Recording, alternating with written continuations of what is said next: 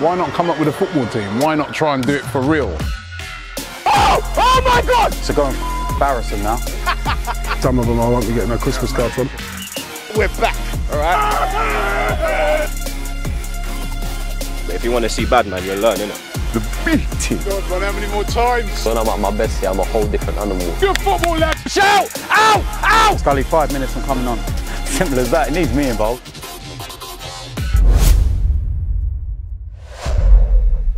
Wash and Go, supporting Blood Brothers.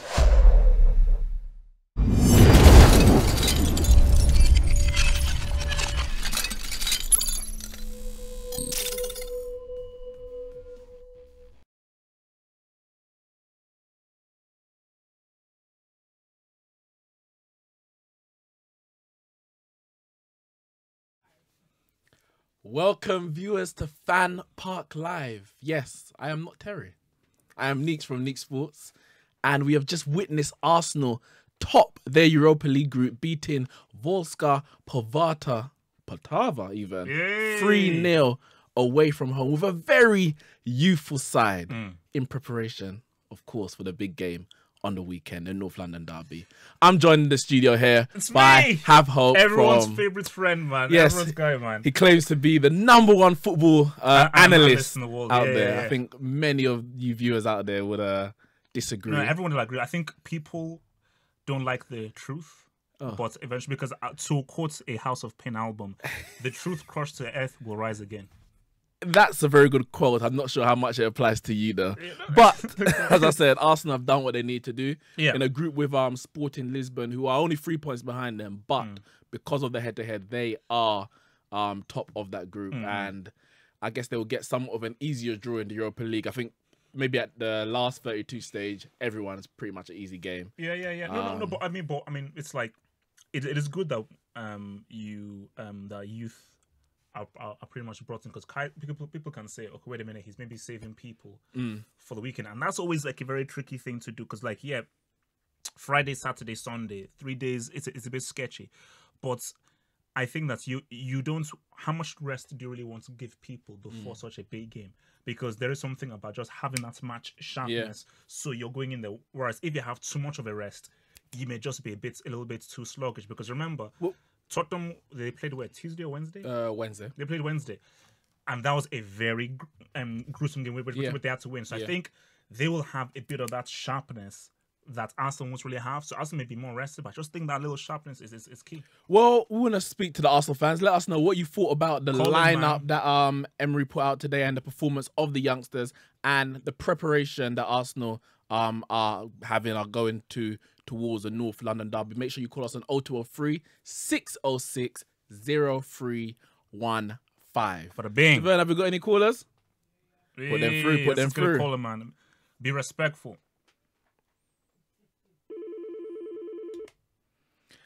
Hello, you're through to FanPark Live. What's your name? Who do you support? Rio. Support Arsenal. Hi, Rio. What did you think about the game today and the lineup, the youngsters that Emery was playing? The youth. I'll tell you something. I don't think Arsenal has set a group of young players that good since 10 years ago. Like the ones that came just after the Invincibles. We've had like a few coming in through here and there, but I've never seen Arsenal's young players at the age they are, the teenagers out there, performing this well. Would you say that these, you said obviously the last 10 years, and we know back then Wenger did bring through a lot of youth. He always played them in the League Cup specifically, but a lot of those youngsters didn't actually make it through when it came to the first team. Are there any of the ones that played today, and maybe that have played in a recent past, that you can see laying claim to a first team spot in the near future, maybe the next couple of years? Yeah, I mean, obviously Smith Rowe was just incredible. Like I was actually watching him and Ramsey and thinking, what's the difference? And we know obviously Ramsey's going in the summer. That's just disrespectful, man. I could not tell the difference. Maitland-Niles again, brilliant. Coming off from a broken leg and playing like that in a position, he's not even a left back. Yeah, it's not. Someone that impressed me. I mean, I follow the youth teams a lot, but I didn't really know he was going to be that good on his debut. Was that the Medley, Zach Medley? Okay. That came on. He was, in terms of possession, he was he's brilliant. Arsenal don't really produce defensive talents all that much, but he's one of the ones that was. So okay, so Rio, and I think there's about 6 of them that look like they've got real talent, and we'll just see how many get through in the end. But yeah, I'm promising. So Rio, let me just ask you this. So do you think that? Because I mean, I also think Willock as well. He's scored a really good goal, quality goal. Yeah. But let me ask you this, in your honest opinion, because I think that out of those players, I think Maitland-Niles is the only guy who I think could actually do something in a first team in a Premier League game. Do you really think a Smith Rowe could really make the step up to a Premier League first team game? In your honest opinion, wouldn't be this season. I'd like to see him basically what Reece Nelson did, go on loan. Hopefully, I think he could be successful like Reece Nelson was, and get himself some like a year of consistent football. Then when he comes back, we'll see. I think he's one for sure. He reminds me of a mix of like Wilshere and Ramsey. He's got like Wilshere's like technical ability and Ramsey's goal scoring ability. Anyway, so yeah, he's one. He's the one in the near future. I like the look of Joe Willock as well, because when he came out originally, he was very raw, but he's come on a long way since last year. Yeah, Smith Rowe is one. He's the one that will come through, and who knows if he does well, maybe England team. Who knows? Thank you very much for your call, Rio. Thank you. No worries, thanks. Okay, so basically, maybe I'm gonna be a bit on an island here, which I'm pretty much always used to. Is Smith Rowe that good? I mean, look. No offense to Vorskla, the team that they were facing, but for me, I don't really think. I mean, really, Maitland-Niles, maybe Milok and Nketiah were maybe the players that really shone for me. Smith Rowe, okay, he got the goal. He should have maybe had the second goal. He didn't really. He wasn't a player that was like, wow, man, this is one to watch. He was aight. I mean, you can't put that guy in a Premier League first game. But I think what Rio said. He needs to go out on loan. But that's the thing. I think a lot of the times when these managers, you know, we're going to mention Wenger because it's only been a few months since he left the Arsenal position, and Emery, I guess, going forward, the games they're going to play them in are generally going to be ones that maybe have little meaning, or the opposition are not as strong. So making a solid judgment based on that one game is difficult. It's premature because, as you said, until they actually play against proper opposition, we may not see the true quality of the player. But I think going out on loan, as was said, a lot of players have gone out on loan. If you look at Lingard, you look at Harry Kane, the numbers gone out on loan, they've come back. Even Ruben Loftus-Cheek, we've seen what he's done when he was able to get first in football and playing against the big boys week in, week out. Even if it's in a championship, you're still playing against go to Germany, or just go to Bundesliga, or as like Reece Nelson has done. Obviously Sancho's gone abroad as well. So, but I think these players have shown promise. At this stage, you can only really look at it as promise. I mean, basically, it's very rare that you see like Lionel Messi, where guys were saying, like, I remember like Henry and Eto'o were saying, yo, Rijkaard, get this dude in the first team. Well, Ronaldinho said it before them. Ronaldinho said it, Messi made his debut in 2005? Yeah, I think. And Ronaldinho was saying it from then that this guy is basically going to take over from me. And he's done that and then some. Because like they were seeing what he was doing in trading and everything. So no, this isn't just like any regular young player. This is a prodigy here. I think even looking at this Arsenal team, I think Maitland-Niles, for me, looks like the most refined out of everyone there. But I think with everyone, you're just seeing the raw materials there. But I don't see anything like, oh wow, this is going to be like the. But Mbappe is 19. He won the World Cup at 19. All us, yeah, I know. They're not on Mbappe's level in it, but most people in world football aren't. Giovanni, get any more callers? Yeah, put them through. Get these Arsenal fans talking about the Gunners, man.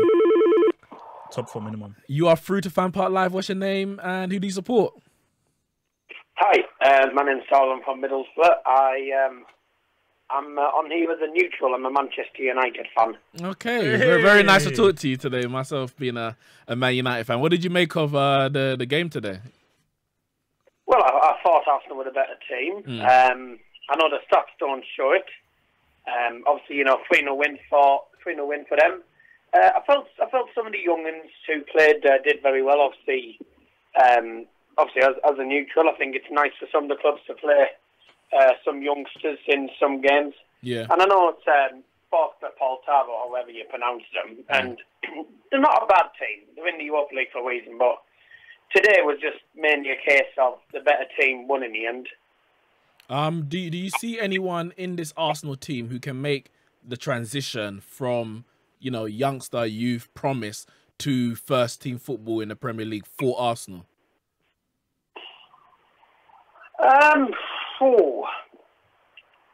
Probably Joe Willock. Okay. I think that's how you pronounce him. I felt he had a pretty good game.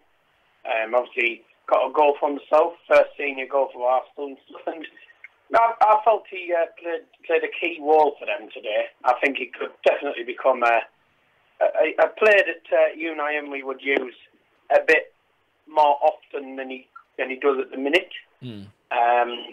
I'm just looking at the stats here, and Arsenal had 13 shots now on target, and that just shows their form minute in Europa League. They're scoring goals for fun in the Europa League minute, and you know, like I said, winning Wyatt in some of the games.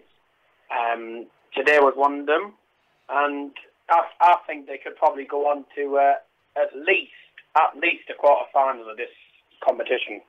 Okay. Thank you very much, calling all the way from Middlesbrough. Thanks for the call. What I would say quickly is because obviously you mentioned is why doesn't Emery sometimes or play them more? It's very difficult, especially when you talk about Premier League. Even look at Manchester City, who they've got the best team in the league by far. But even there, I would say youngsters, youth, not including, you know, Sterling, he's young, Sane, but I'm talking about people like Foden, Zinchenko. Foden specifically struggles for game time. But he only has himself to blame. Make the move. But what I'm saying is that it's not easy for these managers to play these young players because there's so much pressure.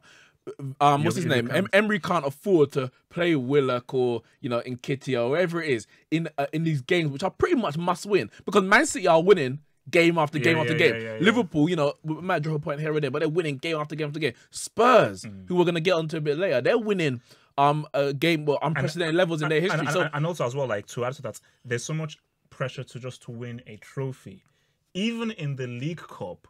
You're still having to mix and match because I think what happens in the League Cup is they start off with youth. Yeah. By the time they get to the quarterfinals, like, whoa, we're actually close to maybe winning it. All right, let's bring on all these senior boys now. But we'll see in it because that's very different from Arsene Wenger because Arsene Wenger used to play his youth right up until even the final. I remember the 2007 final, I believe it was, against Chelsea. Yeah.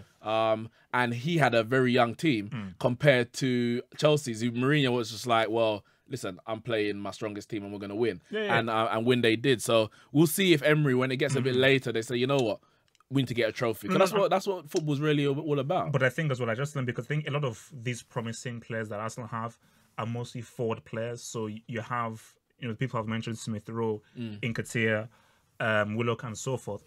It's going to be pretty hard as an attacker to really get into that first team. You really need to be a midfielder or a defender. And I think what Arsenal are missing is a really good central midfield controller. They don't have that. You know, they don't have a Vieira.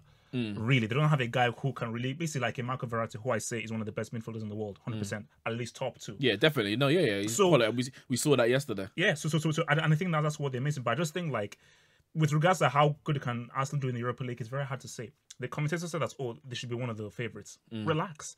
Let's see who drops out from that PSG group. Yeah. Because whoever drops out from that PSG group is going to be one of the favourites. And even the Barcelona group.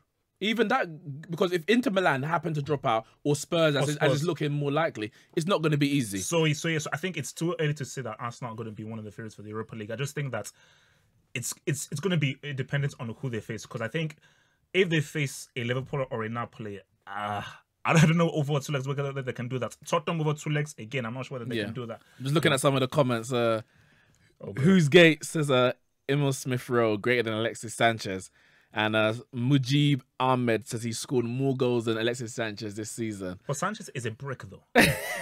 he's currently a brick. And I even talked to Terry, because Terry still believes that Sanchez can still come good. I said, Terry, relax.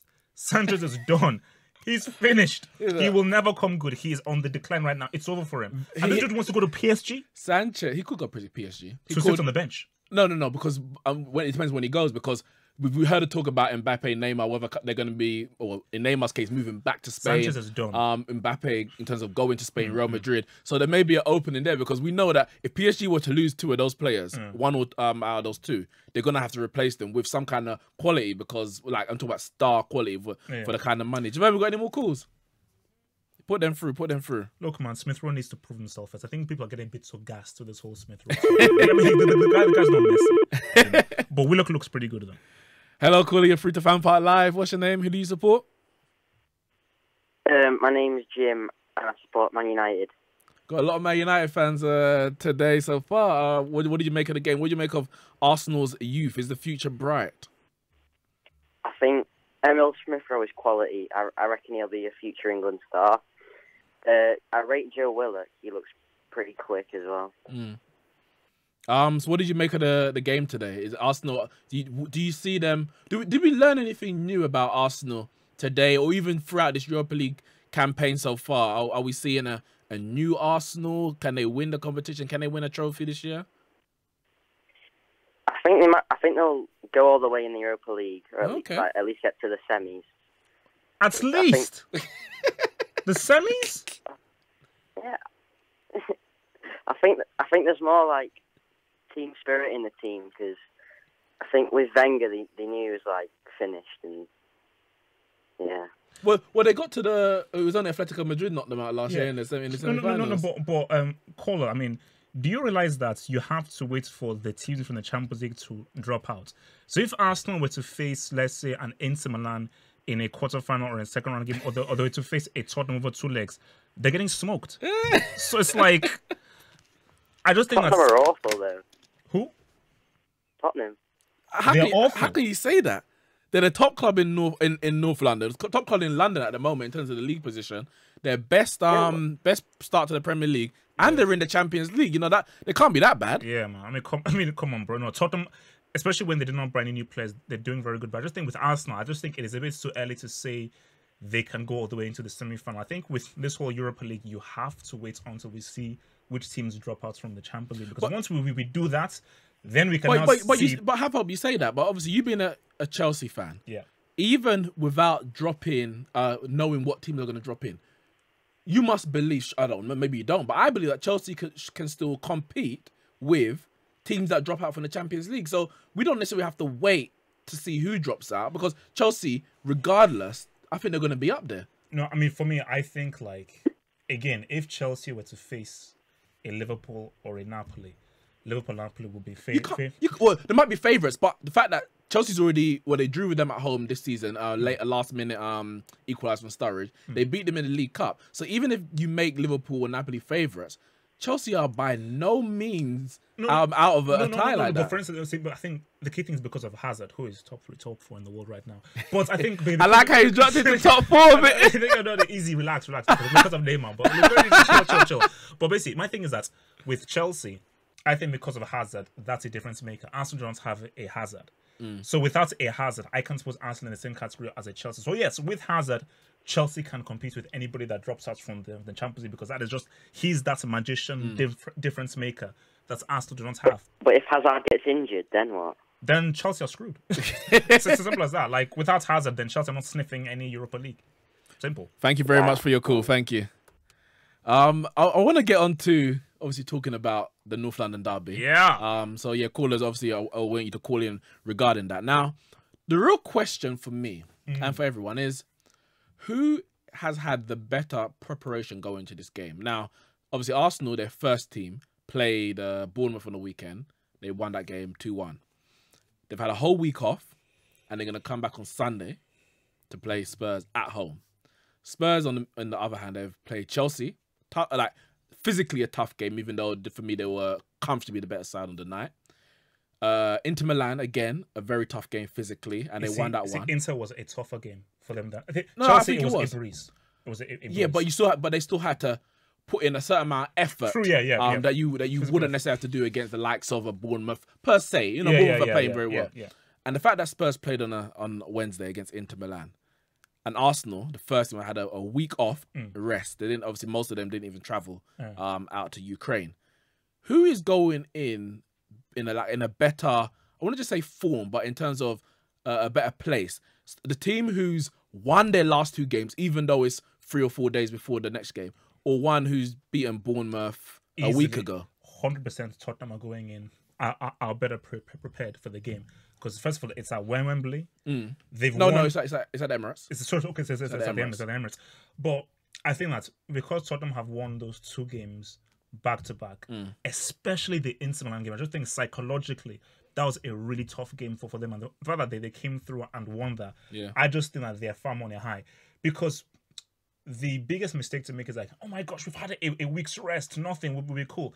You need that match fitness. That match sharpness is just something that just keeps you on your toes. But we've heard in the past, managers, and I don't know, sometimes it might be excuses, sometimes it might be legitimate, where they'll say, oh, because we had a game on the weekend, it's either we started slow because they were kind of, they might say jet lagged, whatever you want to call it, but just the effects of that game, or they finish slow, so they start strong, but then they just haven't got the energy. You don't think that's going to come into place possibly in the derby?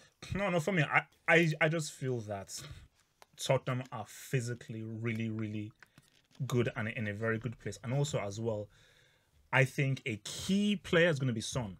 Son didn't start the game against Inter Milan. He came off the bench. So I think... Even Eriksen didn't start either. There you go. Came off the bench so and those are bona fide starts. So I think really Pochettino was possibly thinking ahead because he started with Lamela and with Lucas as well and Moura. So I think that with Eriksen and Son both starting, being fresher because they didn't start the game, but they had a bit of match fitness coming in the second half. I think those two players are going to be very, very influential in the game. So I just think that if it was me, Arsenal will still be fresh because again, you're looking at both sides. They've had much more of a rest, so they're going to be fresher. But Tottenham have the match fitness, which is very key. So I just think Tottenham, have the better preparation in my view. Javern, can you put some? Oh, we got Ramon on the line. Hey. Ramon from Meat Sports. Ramon, you're through to FanPark Live. How you doing? Yeah, not bad actually, gentlemen. Not bad at all. You enjoy the game today? Comfortable? Yeah, comfortable. What? Nothing less than I expected from the kids. Them, but job done as it were. I will first talk about the youth. Them. What did we learn from Arsenal today, if anything? What did we learn about the players that Emery are playing? And also, is Smith Rowe really that good? I think he's being slightly overrated. Of course you would. Of course you would. I think. I mean, listen, it's Vorskla, isn't it? They're trash. Easy, so, relax. It could just be like another under 23 game to watch with a few older players in it. So in terms of it's not a competitive game. It is a competitive game, but it's very quite low down the ranks on a competitive game scales. They probably had more competitive games than under 23s. But you're putting them in front of a crowd in the European game with some of the older lads as well. So it was a mix. It was a mixed group, and so I think in each of the games, not just today, but throughout the Europa League process, we've learned quite a lot in a similar way that we did last year. And I think that's where Reece Nelson got his shine from the Europa League games. I think we're slowly starting to learn about the kids that we played today. Emil Smith Rowe, I like him. I only really heard about him at the start of the season. Not really heard of him before the season myself, personally. Willock and Katia we saw a lot more last year.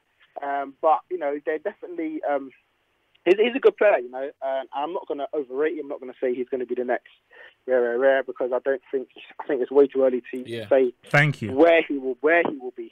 Thank you. And I don't think he's overrated because the guy's a kid. He's literally just started playing football, and the people are saying he's got potential, and he's definitely got potential. You can see the way he plays. He's quite intelligent, and the fact that he's actually been given opportunities to at least play in the Premier League, be on the bench, come on in games where there's no pressure on him. In the last 10 years, a lot of Arsenal kids have been given opportunities, usually in the League Cup, to be fair, because obviously Arsenal have been in the Champions League under Wenger, but not many of them have actually progressed into the first team of Arsenal. Do you see anything different about this group of players? I think one of the first callers said that this is the best bunch of youth players in the last 10 years. How do you say that? I don't know, yeah. Do you see maybe someone coming out of this in the end, the likes of, as I'll say, Man United, Rashford, Lingard, even Pogba, he came from the academy, went to Juve and came back. Other than Reece Nelson, who obviously was in the Arsenal academy and is on loan at Hoffenheim, do you see anyone else making that step as a serious senior professional? I mean, the aim of this whole thing is obviously to breed players for Arsenal. That's what they aim to do. So there's always going to be the one eye on trying to see where these players can fit in. And I think at the moment, the way with Arsenal being told they've got a £50 million budget from the summer just gone. They're not What's that, be one spending the defender? likes of money. Sorry? 50 million budget. What's that, one defender? Exactly, in this climate. But I mean, we've done quite well in terms of some of the signings that we have done and got good prices for defenders or players that should maybe be worth a bit more. So I think that's what Arsenal's going to have to try and do. But at the same time, you can't keep buying. It's not always going to work. So you have to start bringing through the players. Obviously, with Welbeck's injury, means Nketiah all of a sudden becomes number one after Lacazette and Aubameyang if they both play. So do you know what I mean? So all of a sudden, Arsenal have been forced to use it in the same way Rashford was breaded through Man United's injuries and being given a chance. I do think Emile Smith-Rowe will become a senior player soon. I don't want to say this crop of youngsters are the best coming through or whatever, because I don't know. I don't know for sure, because you see them all each year. I saw Serge Gnabry when I first saw him at Emirates. The very first time he played, I was there and I saw him play, and I said to my boy at the time, he's playing top level, 100%, because he's got the natural talent. I'm very, very surprised we let him go. And we see what he's doing now. But it's all about giving the guys a chance. The only other person obviously to come through maybe in the last 10 years is Away. You know, he came through and he done obviously very well to get where he is now, and he's still growing and still developing. But for me, I think Maitland-Niles is already, you know, he's had his fair share of injuries, so that's kind of stopped his progress a bit. But I've no doubt him and Emile Smith-Rowe out of that part. Willock's been around for a little while as well, not yet made the step up as fast as Maitland-Niles. But you know, there's a few in there that I'd say they will get their chance. And you know, as bad as the Europa League is, this is a chance to play. This is a chance where they'll grow. And there's, you know, if we happen to stay in Europa League for the next 2-3 years, then maybe we might see a new Arsenal come out of it. Look, Mr. Ramon, let's just get down to the crux of the matter here. What is going down on Sunday? What's going to happen? What's going to go down on Sunday? Let's just cut the beef. What's going to cut down on Sunday? Yeah, cool. North London derby, innit? I heard you talking and saying about Spurs squad and they're resting the players and stuff like that. Listen, derby's a derby game, innit? Form goes out the window, as Nick's pointing out before the Manchester derby. Obviously didn't go to plan there. But, I mean, form does go out the window, and I've never been scared of playing Spurs. As good as much as they developed and as more competitive they have been towards us, I've never been scared of playing them. You're not afraid of Harry Kane, the golden boy. You're not afraid of Harry Kane, the golden boy? I'm more excited about playing them this Sunday than I have been for a while. I think Arsenal's squad is better than it was a couple of years ago, especially with someone like Aubameyang and Lacazette who can score goals. So I'm excited, man. I'm ready to bring them on, and I think we could do something against Spurs. If we get a draw, I'll be disappointed. Whoa! Listen, but okay, look what Spurs did to Chelsea. No, it's fair. Confident is one thing, but man said disappointed. I know you're at home, but Harry Kane, we know he loves a derby goal. Look what Spurs did to Chelsea. Different team. Look what Spurs did to, well, I said did, but they beat Inter Milan. They're coming, and obviously where they are in the league, they're above you in the league, their best start to a Premier League season. They finished above you in the last 2 years. You, man, just better take that draw and run. Nah. I mean, that's just me, innit? For me, the way I've seen Arsenal play in the past 2 months, up until the Chelsea game, even in the Chelsea game, there was glimpses of something, you know, attacking-wise. You mean scraping results? Scraping results in the last 2 months? Pardon? Scraping results in the last 2 months. That's what you're banking on. Well, I mean, if 18 games unbeaten is what you call scraping, then yeah, I'll take that, innit? I mean, yeah, there's been, obviously, it's football, isn't it? You got to scrape through some. Some you score 5, some you score 1. But, you know, if you don't lose, the morale is high. And Spurs will be in a high morale, especially after beating Inter Milan. But, like I said, for me, right now, the mindset is you go in hard to win the game. You have a fully rested squad, pretty much. I don't expect anyone who started today to be starting on Sunday. Holding won't start. Fatigue should be no problem for us at all. And it's just gung ho time. It's time for Torreira to to step up in a derby game now and show that he's ready for the fight, because I know some of the Spurs players will be, and they've had their injury problems as well. We don't know who's going to come in for them. Yeah. There's a couple of their problems, so it's a good time to play Spurs for me. I think it could have been a more tough time if people had them Bele were available. So I'm coming in confident, man. I thought we'll win this 3-1. All I'll say is, in it, they got a rejuvenated Musa Sissoko. Thank you very much for your call, Ramon. Thank you. The brick. He's a brick. The guy's a brick. Thank you. Yeah, guys, cool. All right, cool. 3-1. That's not too crazy a prospect. For me, I think... When's the last time Spurs even conceded 3 goals? Barcelona? Must be the only time. But my thing about it is, because you said I used the whole thing of Chelsea. I think like Tottenham tactically just beat down Chelsea. Like that was just a tactical mismatch. But Chelsea don't play like, or rather, Arsenal don't play like. In terms of what? Chelsea's passing game. If Chelsea do not have that passing game, you see that then they can only be effective. So Tottenham were able to press them and get them out. Arsenal, but I think that's the way that Emery has set up Arsenal recently, or this season. He wants to play out from the back, not as intricate as like for Chelsea. It is very heavily linked to a lot of touches with the ball, and Jorginho is very key to it. So everything really starts with Jorginho. With Arsenal, yes, he likes a passing game, but I think that they're a bit much more fluid. I think Arsenal can get the ball up to the attack a lot quicker than what Chelsea do. And also, Arsenal don't have a brick known as Morata and Giroud in their team. So that helps us. I just think with what Aubameyang can do, what Lacazette can do, and what the Nigerian Messi Iwobi can do. I just think that like you know, should be you're a disgrace. The Nigerian Messi. That's his official name. It's not his official. That's his official name. No comment. Iwobi is easily one of the best young players in the world. Easily. What? Easily. What? Easily. He's one of the most improved players in the world. That's no. I agree that Iwobi has improved. The most improved player in the world. You know what? Even if you said the most improved player, I'll give him that just for the sake of this. But where he came from, in terms of where he's improving from, was somewhere for me that was pretty low. He burst onto the scene. I say burst. He came onto the scene. No. What I'm saying now, he's one of the best young players in the world. What I'm saying is, him in being the most improved doesn't state how good he is, because you have to see where he actually came from, what level was he playing at, and how much he improved where he is now. Right now, he's playing. He's in very good form, quality. But I am reserved to say whether this is his, you might say default base ability, or he's just in form. You take Lingard. I know Lingard's a few years older than him, but Lingard had a scintillating patch. I would say the first half of last season, and to be fair, most of the season he was very, very well. But for me, that was like peak Lingard. I think he's gonna level out, and which he's kind of done this season. And he's very rare gonna have those kind of peaks again. It won't be. I'm unconvinced. He's talented, but best young player or even most improved. Let me say something slightly controversial. I need to see more. I'm not having it. I don't normally say controversial statements, but let me just say something controversial right now, slightly controversial.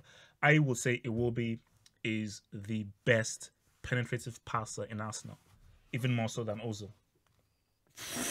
As far as through balls, difficult passing that. I'm not having it. I'm not having it. I'm not having it. I'm not having it. It's Iwobi. I'm not having it. I'm not having it.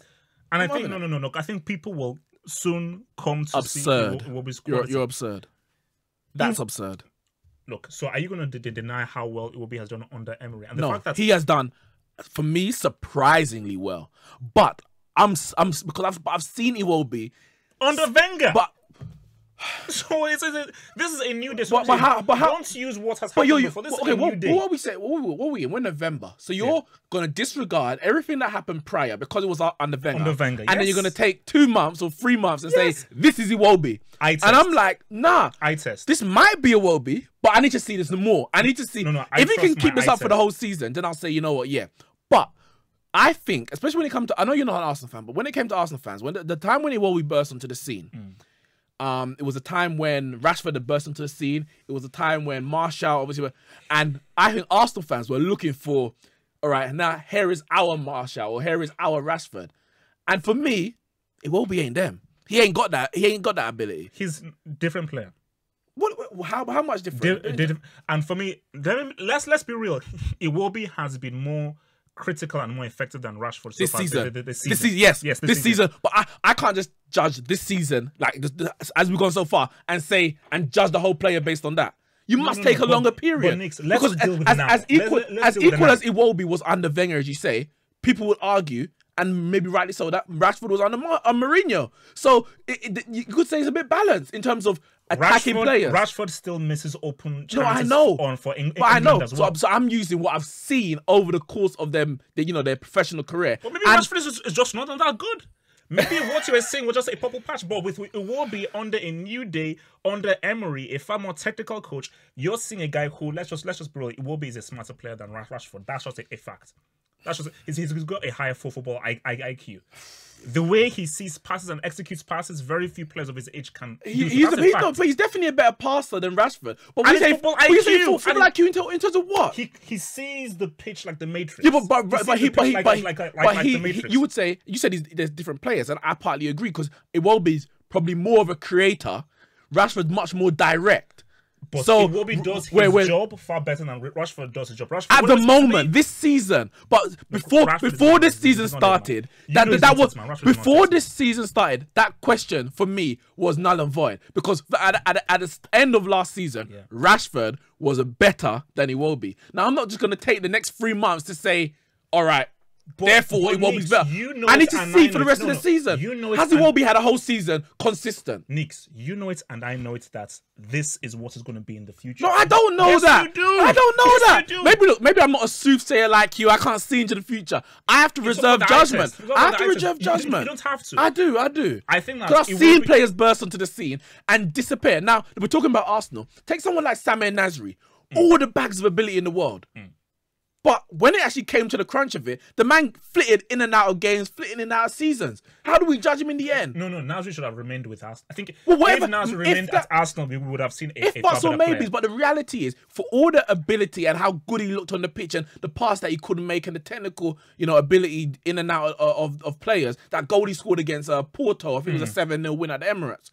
What did he actually do with it in the end? He underachieved. So I'm not going to take 3 months of Iwobi and say, this is what it's going to be. I need to wait and see. No, but I need to wait I'm saying and to you is that he has consistently shown under a new manager and new coaching how much of an amazing passer and playmaker he is. And he also showed this for the Nigerian team as well. So I'm saying that the fact that Emery is now going to be the new coach and he has been flourishing under Emery gives you enough ammunition to say, nah, he's it. And he's only going to get better and improve under Emery's tutelage. Whereas for Rashford, this guy is missing pretty much open goals. And that's why Mourinho is pretty much turning around with his hands on his because say, look, I can't deal with a dude that misses chances like that. What I would say is, so it's like, when it comes to one-on-one, better than Rashford right now. When it comes to one-on-one, Rashford has a lot of improvement to do. And I don't think he's a natural finisher, first and foremost. He's not a natural finisher. But now he's a wall bit. No. See, the thing, but you're saying he's a striker. He's judged by his goals. You're saying he's a striker, but how often has he actually played up front? Because when he burst into the Man United team, he played up front because we had Rooney out, we had Martial out, yes. But when he was playing the youngsters, he wasn't a striker.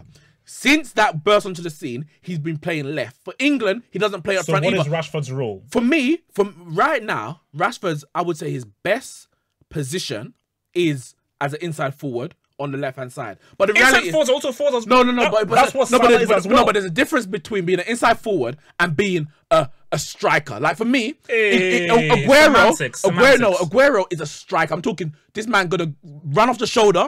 He's gonna go one-on-one X amount of times, and 8 times out of 10, 9 times out of 10, he's putting back in net. These are natural strikers. Even Salah, as much goals he scored last year, he missed a bag of chances because he ain't a natural striker. He's a good player and he's a good finisher, but he's not a natural striker. So what is Rashford exactly? But I'm saying right now for me, Rashford is an inside forward. That does what? So crosses, creates what? Well, inside forward, you run past your man either on the inside or outside. You can shoot from outside the box, which you can do. And I would say in the Premier League, you're looking for, I would say, 15 goals at this play for Man United. That's what you want to be aiming for. Okay, but now it's similar to, you might say, Raheem Sterling. Granted that he plays on the right hand side as a right footer, but he's not a striker. He's an inside forward who affects the game out wide, also comes inside and scores goals. Yeah. Rashford may develop into a striker, but right now he hasn't got that. But Iwobi is not a striker anyway. So who is doing their role better as of right now? This season, Iwobi has done it better. But I'm not basing my judgment on a player's career or their future just based on 3 months. I can't do that. It doesn't make sense. And an educated piece of analysis is, let's look at the trajectory. Emery has obviously improved Iwobi. Emery is going to now be the future manager, so Iwobi is only going to get better. Mourinho may not be the future manager, so we have to wait and see. But Nick, we have to wait and see. Rashford isn't that dude, man. He's not going to develop into anything. We know it, man. He's an average. We don't know that. He's average at best. Man, put something through some cool. He's average at best. Because Have giving me a headache, man. He's giving me a headache. I didn't come here for this. Come on, Iwobi is that the Nigerian Messi, man. Nigerian Messi. That's gone, man. That's gone. Come back, caller, come back. Antoine says Iwobi is better than the whole Man United squad. Facts. Caller, you're through to FanPark Live. What do you want to talk about today? Who do you support? Arsenal, mate. Arsenal. You know what? I'm going to go straight into it. Arsenal, you know, good result today. I'm sure you're happy with that. It was all a lot of youngsters who played, so we can't really talk about in terms of what they're going to do for the rest of the season because they're not going to play that much. But there's a big game on the weekend. How prepared are Arsenal for Spurs and this current Spurs, who I would say have been underrated going into the season based on what happened in the summer in terms of transfers? How prepared are Arsenal? Yeah, I agree. I think Spurs have been very underrated, even though I don't like them, but they've done what they've done. Not so much in the Champions League, but I think Arsenal are prepared as ever. You saw how they played against Liverpool so far, biggest game of the season. They arguably should have won that game. And I think Arsenal are going to be very prepared. It's going to come down to tactics and just true grit. I think a few big players need to show up, like Ozil, Xhaka. But I think Arsenal are prepared as ever for this game coming up. Okay, let me ask, so would you start Aubameyang and Lacazette, just Lacazette, or just Aubameyang for this game, knowing how Tottenham play?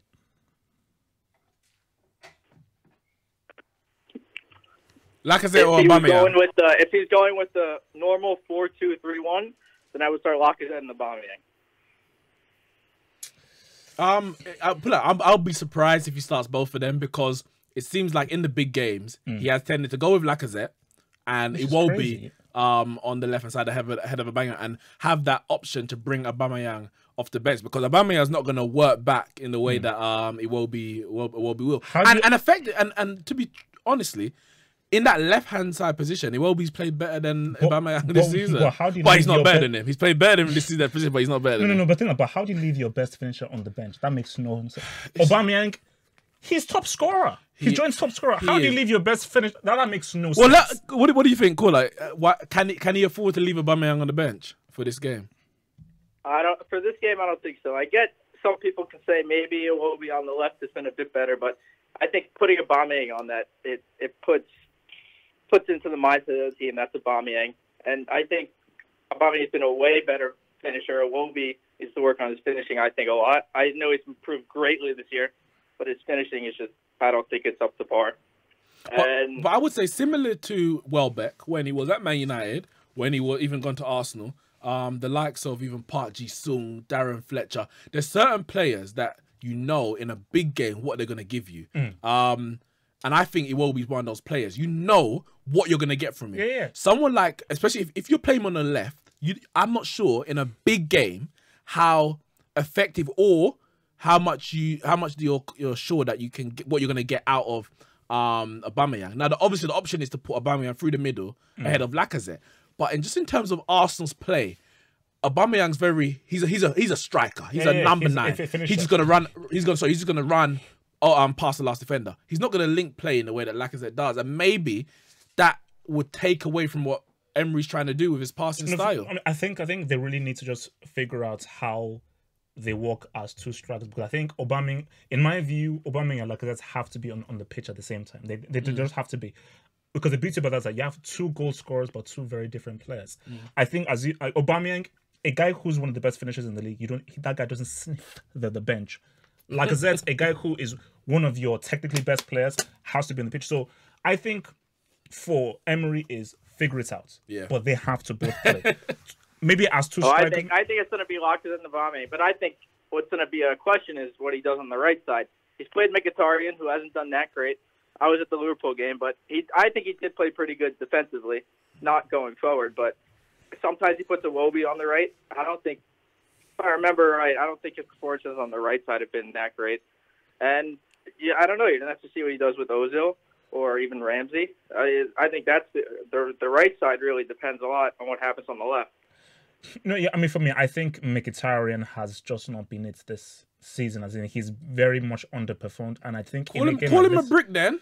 He's a brick. Oh, okay, just checking because you were quick to call Sanchez that underperformed this season. The man ain't performed since he's been in the Premier League. He's a brick. He had 3 good months at Man United and 3 good months at Arsenal. Look, Henrik Bricktarian. He's a brick. I think you gotta take those sunglasses off, man. Relax, chill, relax. Why that guys just getting at me, man? Relax. But my thing about Mkhitaryan, I think Ramsey should play. I think maybe Ramsey should be a guy that rolls in on the right, because even if you're playing on the right, everything is very fluid. So you don't have to pretty much be restricted towards there. But I do think Arsenal can beat Tottenham because, again, don't judge this game by what Tottenham did to Chelsea. I told you, Tottenham were playing a team that didn't have a striker. So when you're playing a team that doesn't have a striker, that's very different. You had a £70 million striker. Caller, thank you very much for your call. Can we just get your prediction on the game score? I'm going to go 2-1 Arsenal, and then next week I think we're going to dismantle Man U. It's going to be genocide. Steady on. When's the last time you lot even won at Old Trafford? Wait, when's the last time you lot even beat Man United? They are complete awful. Look, everybody's getting points at Old Trafford, man. Can't put in a tap. We've been awful. Listen, United is awful. I'm going to say this. We were worse in Moyes' first season. At one point, we were 13 points. I think it was 10 or 13 points behind Arsenal going into that game at Old Trafford. And Van Persie popped up from the corner and headed it in. Even at our worst, Arsenal ain't beating us. Thank you very much for your call. Giovanni, you said that's the last call? That's the last. I want to get predictions on the North London derby. We haven't spoken about Spurs as much. We've spoken about Arsenal. They played today. And we've spoken about what Unai Emery might do. But what about what Pochettino might do? Obviously, we know they've had injuries. Rose, he's out. Trippier, I think he's just come back now. Vertonghen's just come back. Foyth has been good of late. But it's the midfield. There's no Dyer. There's no Dembele. So it's going to be, I'm sure, Sissoko and Dyer again. But what's he going to do with the front four? Obviously, Kane, we know, is a certainty. But then there's Ali, Eriksen, Moura, and Lamela, and Son. So out of 5, 3. Who do you think he's going to go with? I think he has to go quick. He's going to go fast because I think he knows that Arsenal's defense isn't very good. So I think he needs runners. So I think this is a game built for Son and Moura. Because I think like what he wants is like Moura to pretty much break from midfield and really have those very quick transitions and use Kane as like a guy to pretty much bring in Son, bring in Moura into the games. I think Moura, Kane, and Son would be a very smart way to start things, and I think that's the front three to start with. And I think that front three is going to give them a lot of issues. And I just think that if Arsenal are in bad positions defensively, and Son and Moura gets the ball in very dangerous areas, I just think it's going. That's where Arsenal are going to suffer a lot because again, most Arsenal fans have said that defensively, they've just been able to get away with a lot of mistakes. They have. And Tottenham will not allow them to get away with the kind of mistakes that they normally make in defense. So, what I would say, they've got options to choose from, and for them, obviously, they didn't sign anyone in the summer. Crazy. Moura's been like a new signing, as a lot of them say to me. And Lamela, who hasn't played for a while, he's come on leaps and bounds this season, maybe showing the ability that we thought he had when they first signed him. But he can only be used in certain games. You can't use Lamela in every game. Definitely not. So I don't think he's going to start this game. Lamela, that is. Son, I think you have to start Son. For me, Son is, other than Harry Kane, and we know how quality in terms of Eriksen as well, but he is so effective in terms of that forward line because Kane doesn't run. He's not going to run past his man. Kane is not. So you need basically Son. In my view, Son is a better footballer than Kane. Kane is just a better striker, a better finisher. But for me, Son is arguably that's fair enough. Tottenham's most dangerous attacking player. I wouldn't necessarily disagree with that. We can go more into discussion, but the likes of Sissoko, his running from midfield, and Son is going to be so important that game.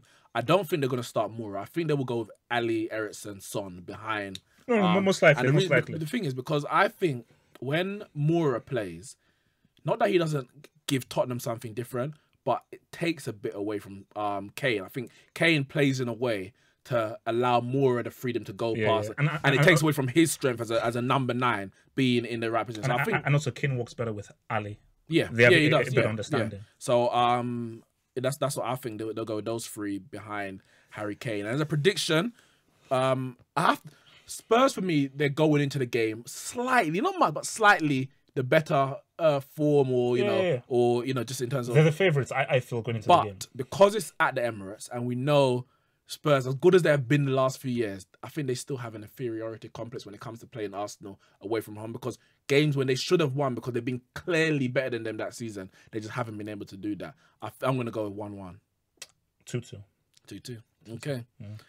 Well, that's it from us here on FanPark Live. Thank you very much, Have Hope, for joining me today. Arsenal have beaten Vorskla 3-0 away from home and have topped the Europa League group. But the big game, obviously, is the North London derby.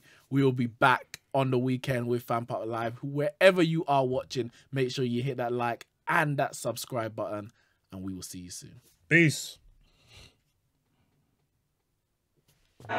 Yo, speaking business, better mind your own. Talking loud, then rewind your tone. Futuristic, been setting trends. You late, you probably got a house phone. Nerd rap with the money trap. Put the whole city on my back.